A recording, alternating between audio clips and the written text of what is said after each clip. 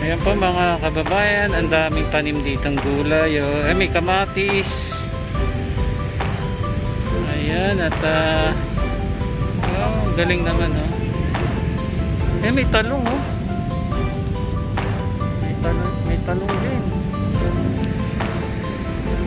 Okay, punta pa tayo dun sa kabila. Nakakatuwa naman, may mga tanim-tanim dito.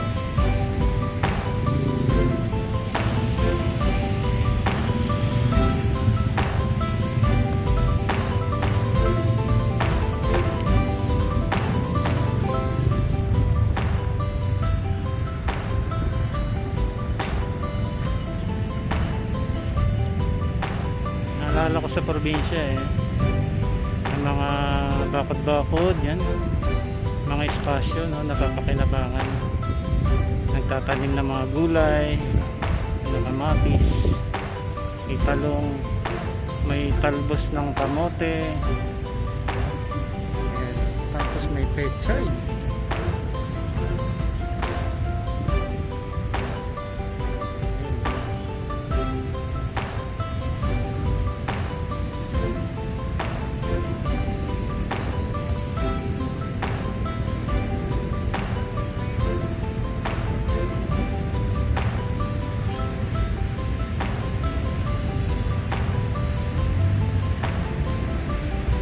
May alokbate.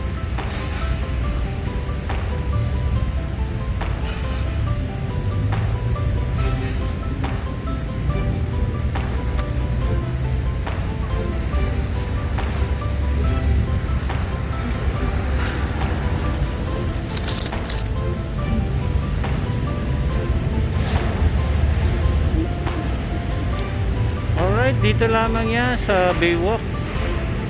Nakakatuwa naman na may mga gulay-gulay dito.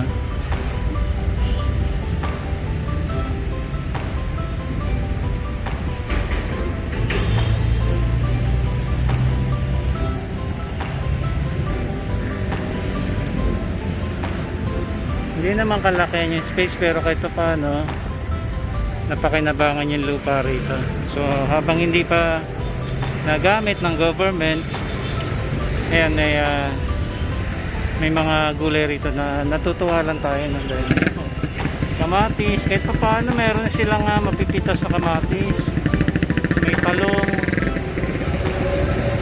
talbos, magsigang lang sila ng mga isda pwede na to may pechay, tapos may alokbati.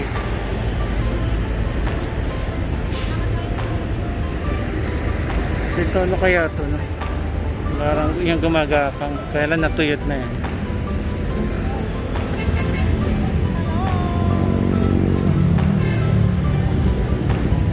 Dito lamang yan sa Manila Bay.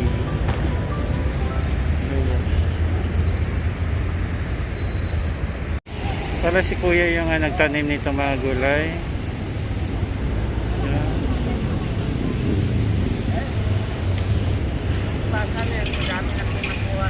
Kaya lang, tamunok lang sana na abutan ng bati. Isa lang bulak lang.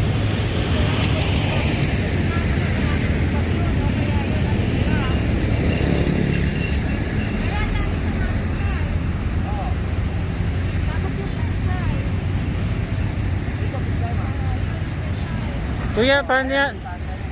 Kuya, paano yung pagkagagamitin na yung buti na kapag tanim kayo dito? Ay, oo. Bakante naman kasi yan. Bakante na habang hindi pa ginagamit. Oo. Nilinis ko lang. Kaya lang kapag gagamitin na, tanggal na to. Oo, kung kailangan na nilang gamitin din. Namangingisda kayo dito? Hindi nagmamassage lang ako. Massage. Okay. So Kaya para habang hindi nila ginagamit, tinaniman ko muna para mapakinabangan. makapagkinabangan namin. Tapos kahit yung ibang nanghingi lang din, binibigyan ko din yung kung kailangan nila. Mga kasamahan nyo dito. Oo. So buhay na po dito, no? Natatay, no?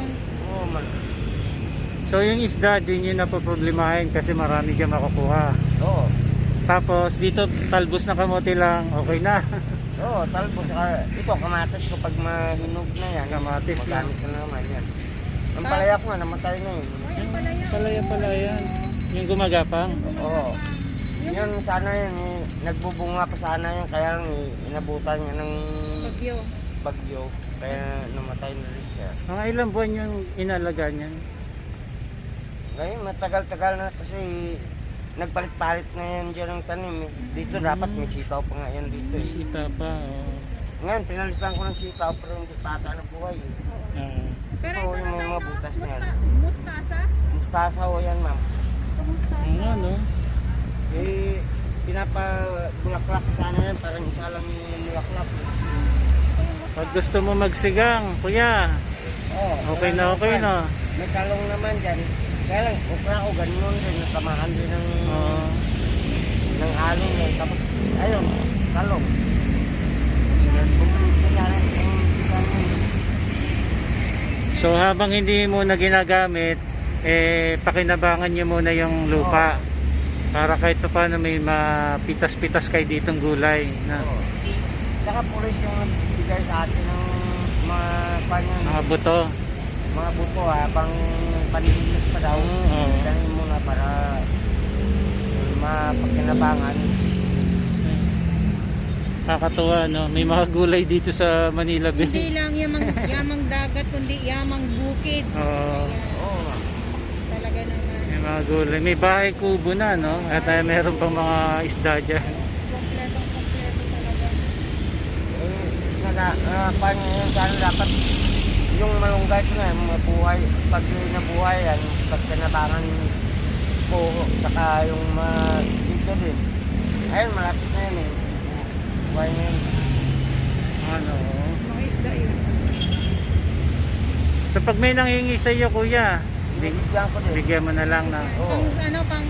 Pang sahog sa Kaya kung ano kailangan nila, ma'am, na meron ako. bigay. Oo. Thank you, tatay. Anong name mo, kuya? Jose? Tatay Jose. Si Kuya Ayan, Jose. thank you po. Salamat po.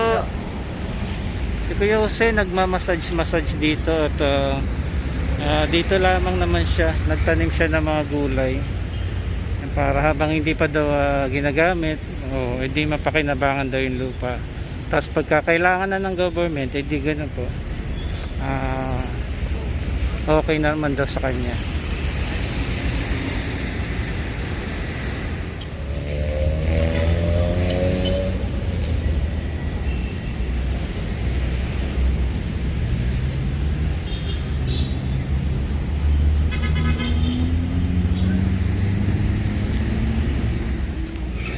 Kuya, may isda.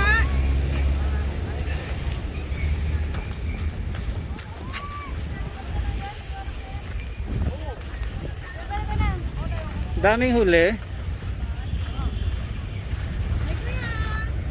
Oh, yun yung isda, laki. Apat. Ay, kandong. Anong tawag dyan? Kandule. Kanduli? Ay, ha? Baby shark? Baby shark? Harap yan. Bakit natapon? Tilapia. May tilapia pa? Isa lang, no? Isang peraso. Okay. May isang pirasong tilapia. Siyempre.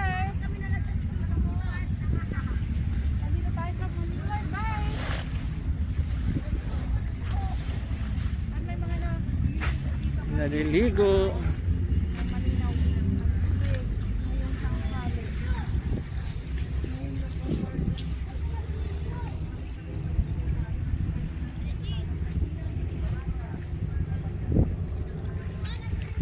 Check natin yung tubig.